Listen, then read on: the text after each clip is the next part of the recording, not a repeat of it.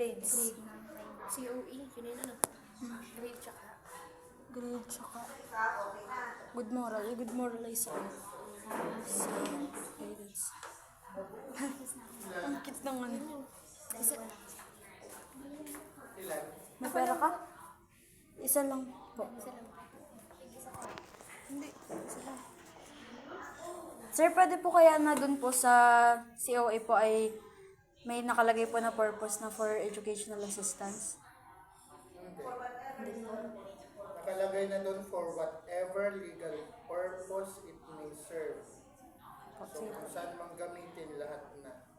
May ano po, good moral na po.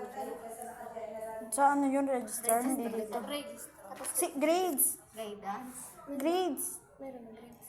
Grades din po, makuha din po siya. Sorry po.